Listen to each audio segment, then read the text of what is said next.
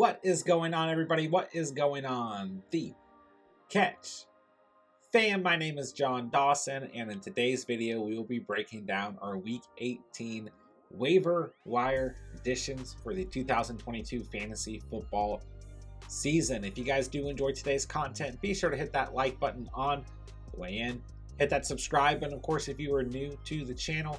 It really does help us out when you guys hit that like and consider subscribing. And please feel free to drop any comments, questions, concerns pertaining to the 2022 fantasy football season down below.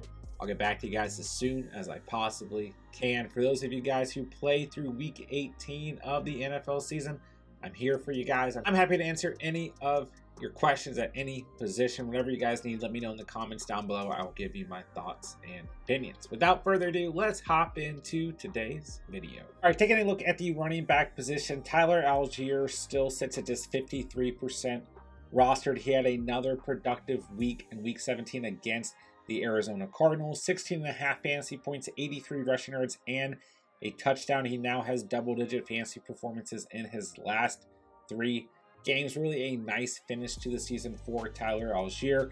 Week 18 is completely meaningless for the Atlanta Falcons when they square off against the Tampa Bay Buccaneers at home.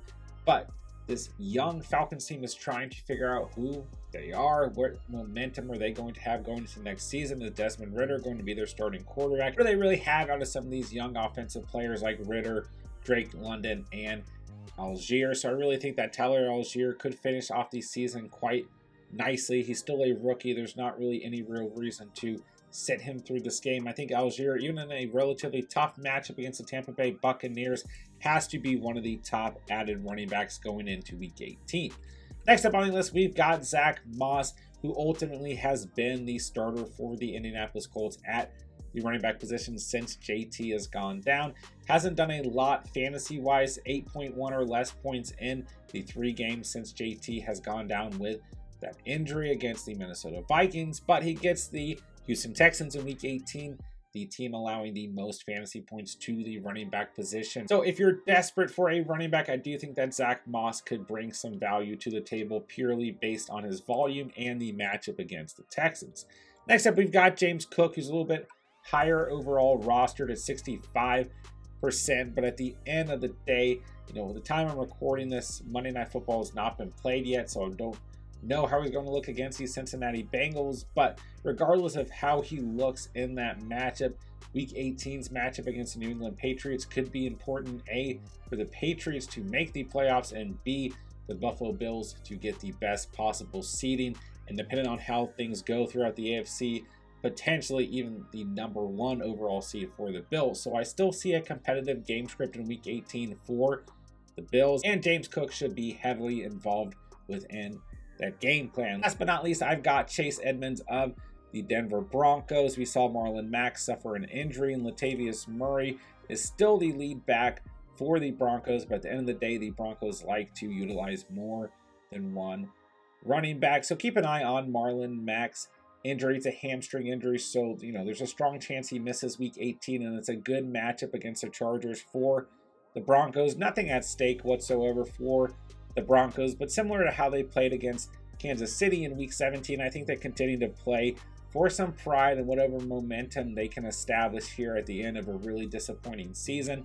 And the matchup's good, so if you're desperate enough, I do think that Chase Edmonds is worth a look going into week 18. All right, moving along to the wide receiver position, Treylon Burks sits at 64% rostered overall. Had a nice outing against the Dallas Cowboys in week 17, 12.6 fantasy points, 4 receptions off of 8 targets for 66 receiving yards. Looking ahead to week 18 against the Jacksonville Jaguars, we're going to have a contestant game.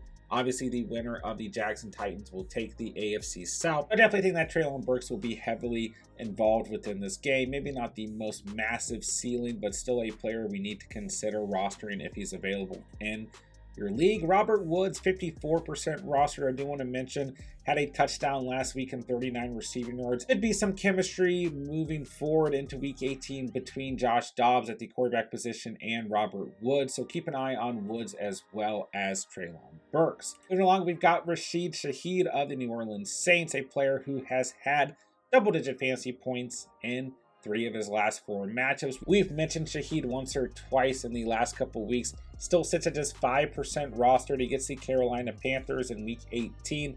Not necessarily a matchup that I think is going to be ultimately too competitive, but I do think that Shaheed has shown enough production in full PPR scoring formats. If you're desperate in a PPR league, he is a player you can take a look at.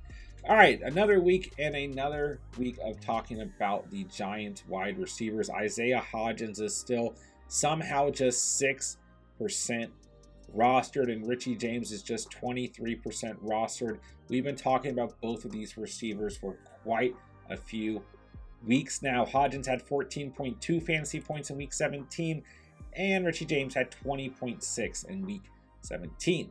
The Giants and the Eagles will play in week 18. You've got the Giants fighting for the best possible overall seeding, and you've got a must-win game for the Eagles if they want to secure the first week bye for the playoffs. So I actually do see a competitive game script between the Giants and the Eagles in week 18.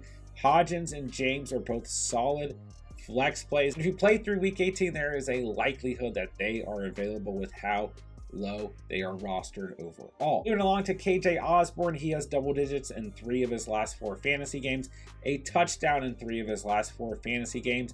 We've got an interesting matchup next week for the Vikings. They want to secure the best playoff seeding possible. They get the Chicago Bears in week 18. They're coming off of a horrid loss to the Green Bay Packers. I could see enough of a competitive game script here, unless we get word that for some reason the Vikings are sitting starters, that Osborne is definitely worth a look, being that he sits at just 25% rostered at the moment.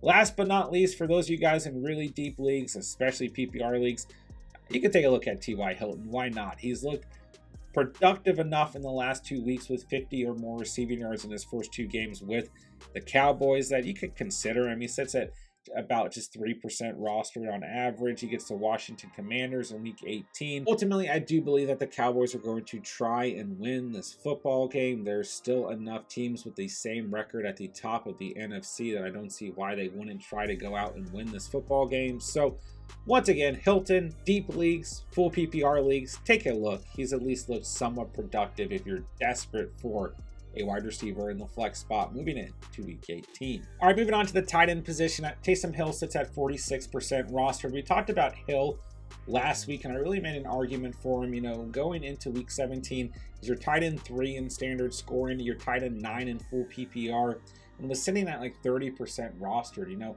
I get that he feels like he holds a lot of risk on a weekly basis, but his production has been really solid the last couple of weeks. His utilization's been really solid. He's been doing a lot of things for the Saints. At the end of the day, where he ranks, he just needs to be rostered more. Another productive week in week 17 with 13.4 fantasy points. Take a look. If Taysom Hill is out there, I do think he's worth consideration against the Carolina Panthers in week 18.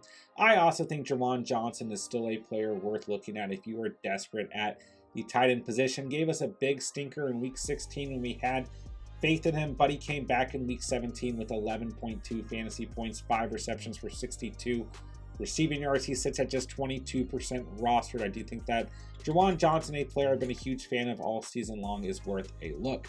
Tyler Conklin got a really nice matchup against the Seattle Seahawks in week 17, and he acted as a very nice security blanket for Mike White in a game where the Jets were playing from behind. He sits at 31% rostered. He gets the Miami Dolphins next week.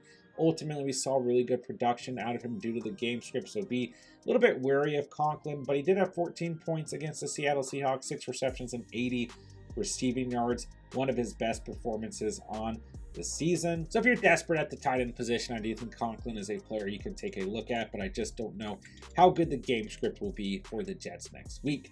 Next up, we've got Robert Tonyan sitting at 35% rostered. He had 14.2 fantasy points in week 17. He's been really bad in between weeks 9 and 16. No more than 5.9 fantasy points in any of those matchups, but he came back to earth with a touchdown grab and 52 receiving yards. Ultimately, next week, he gets a must-win game for the Packers and for the Lions, as well as a great matchup for the Packers. The Detroit Lions have played really poorly against the tight end position. You're still taking a gamble here. Not a lot of volume for Robert Tonyan, but he could pay off in a good matchup and in a very good game script between the Packers and the Lions. Next up, we've got Hunter Henry. This one's really looking at the matchup, the game script once again. Although Henry played well in week 17 with 10.2 points against the Dolphins, 52 receiving yards off of 5 receptions.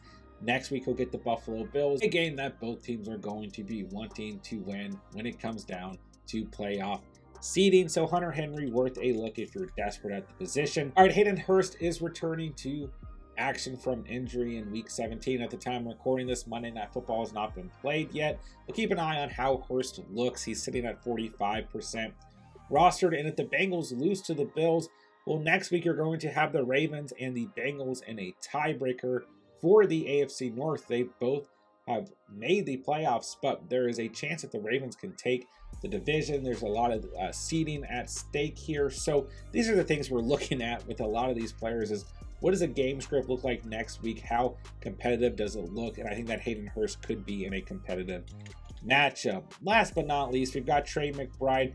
It's a tough matchup against the Niners next week, although their defense was an absolute fluke in week 17. He looked really good against the Atlanta Falcons in week 17. 20.8 fantasy points, 78 receiving yards off of 7 receptions and a touchdown. He sits at just 17% roster. Trey McBride, definitely a little bit risky. We haven't seen double digits out of him any other game this year. His next highest total was week 15 against Denver with 9.5 fantasy points. A lot of risk here, but if you're desperate enough, if you're in a deep enough league, Trey McBride, worth a look based off of his week 17 production. All right, as always, I'm going to go over a few streaming quarterbacks for you guys. Jared Goff is 67% rostered, and he should be owned in your fantasy league. He's quarterback number 9 in fantasy, 22.4 fantasy points, 255 passing yards, 3 touchdowns for Goff against the Bears in week 17. A must-win game against the Packers in week 18. Should be a competitive game script, a game script that should include a lot of passing. It's a good enough matchup. Although the Packers defense looked really good this past week, still a good enough matchup. It's a good enough game script. If Goff is available, which he may or may not be, a little bit higher rostered than some of the other quarterbacks we're going to go over, he is definitely worth a look. A quarterback we loved going into week 17. And a quarterback I still continue to like going into week 18. All right, Brock Purdy will get the Arizona Cardinals in week 18. Some playoff seeding at stake for the Niners this week.